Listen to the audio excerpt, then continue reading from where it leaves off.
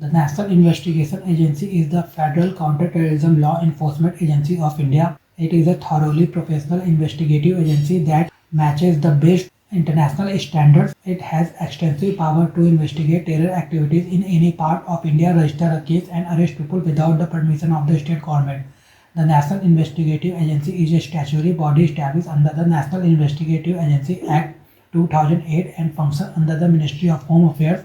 It was established in the aftermath of the 26/11 Mumbai terror attack, which exposed the limitation of existing intelligence agencies to prevent and fight such attacks. Functioning of the National Investigation Agency. The major objective of the National Investigation Agency are the in-depth professional investigation of scheduled offences using the latest scientific methods, building a database of all terrorist-related information, and assisting states and other investigation agencies in the investigation of terrorist cases. Statutory provision. It was established under the National Investigation Agency Act 2008, investigation of scheduled offences. On receipt of a report from the state government, if the central government thinks that the offence is a fit case to be investigated by the agency, it shall direct the agency to investigate the offence.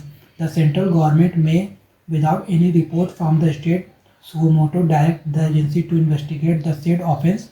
Power to investigate connected offences. While investigating any scheduled offences, the agency may also investigate any other connected offence which the accused has committed. State government to extend assistance to National Investigation Agency. The state government shall extend all assistance and cooperation to the agency for investigation of the scheduled offences, investigation of offences under other acts, for prosecuting under the UAPA and certain other offences. The National Investigating Agency has to take the sanction of the central government. Prosecution of offences. When the investigation is complete, the cases are placed before the NIA Special Court. The schedule of the NIA Act lists several acts such as the Atomic Energy Act 1962, the Unlawful Activities Prevention Act 1967, Anti-Hijacking Act 1982, etc. Institutional framework.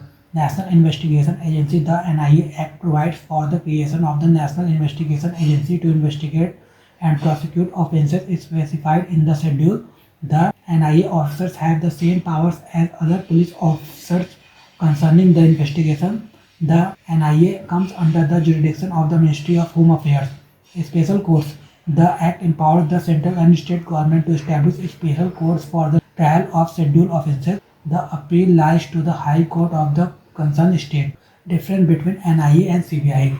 NIA. It is a statutory agency under the NIA Act of 2008. CBI. It is not a statutory agency, however, it derives power from Delhi Special Police Establishment Act of 1946. It functions under the jurisdiction of the Ministry of Home Affairs. It functions under the jurisdiction of the Ministry of Personal, Public Grievances and Pensions. The National Investigation Agency investigates incidents of terrorist attack, funding of terrorism and other terror-related crimes. The CBI investigates crimes of corruption, economic offences and serious and organized crime other than terrorism. The central government can order the NIA to investigate a scheduled offence in any state. The NIA has the power to probe terror attacks in any part of the country without the permission of the state government.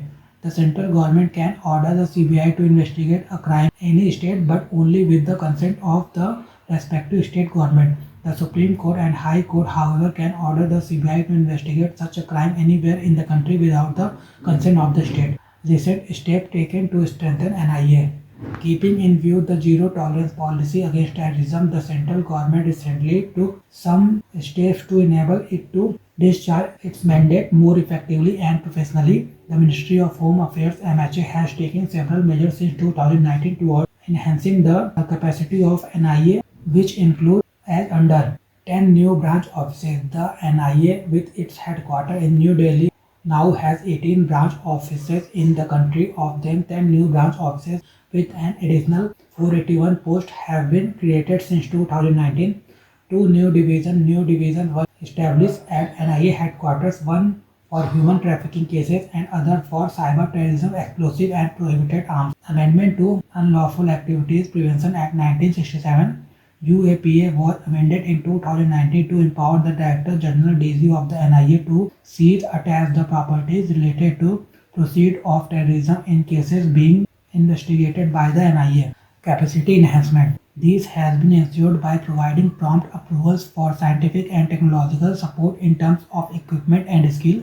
Financial powers. To give more autonomy to the NIA, the financial powers are delegated to the Director General of NIA for engaging consultants, experts, professionals. The allocation of funds to NIA has consistently increased since 2019 to 20. National Investigation Agency Amendment Act 2019. The NIA Act of 2008 was amended in 2019 to enlarge the mandate of the agency and empower it to wage an effective war against terrorism and other serious crime. The following changes were made to the Act. Inclusion of schedule offences. The amendment added the following types of offences under the schedule of the Act: human trafficking, offences related to counterfeit currency or banknote, manufacture or sale of prohibited arms, cyber terrorism, offences under the Explosive Substance Act 1908. Expansion of jurisdiction. The Act empowers NIA to investigate scheduled offences committed outside India subject to international treaties and domestic law of other countries. The central government can order the NIA to investigate such cases as if the offence is committed in India. Special courts. The Act empowers the central government to designate sessions court as special courts for the trial of scheduled offences. Further, now the state governments may also designate session courts as special courts. Challenges and suggested measures. The NIA has a 94.7% conviction rate in 2023. The NIA arrested 47 accused, which was 14 more than the previous year. Despite the high conviction rate, the NIA faces certain challenges which need to be overcome. Domain expertise. The officers of the NIA are taken from the Indian Police Service and there is a lack of specialized cadre for the NIA. The result is generalist, meaning the key positions who lack domain expertise. A separate cadre of officers having domain expertise can be created by NIA. Challenges in cross-border investigation. The challenges become more pronounced in cases that span multiple countries. For example, in the case against the Khalistani organization Sikhs for Justice, the interplay of diplomatic relations, issue of sovereignty and security, accusations and counterclaims underscore the intricacies in addressing such cases. The Interpol rejected the request for a red corner notice against Gurpranwant Singh Pannu, head of the Sikhs for Justice, highlighting the limitation of international mechanism in dealing with separatists. A dedicated institutional mechanism with proper delegation of powers should be established at the international level.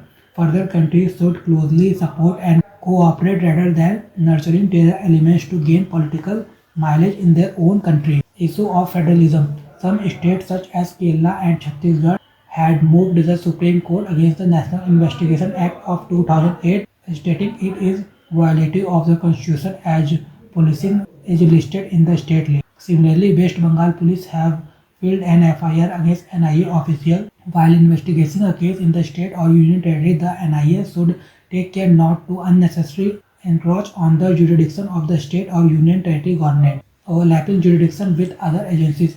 The overlap in jurisdiction and failure to share information. For example, the jurisdiction of CBI and NIA may overlap and they may work together on certain cases such as some cases of organized crime, cyber crimes, etc.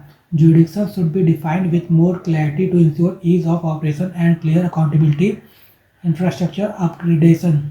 Terrorists are increasingly adopting modern technology and devices, therefore there is a need to upgrade NIA's technical capacity by investing in modern equipment and better training.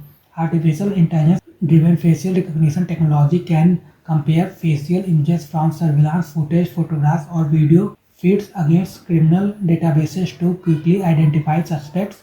GPS drones and license plate scanning can help police find criminals, observe scenes, etc.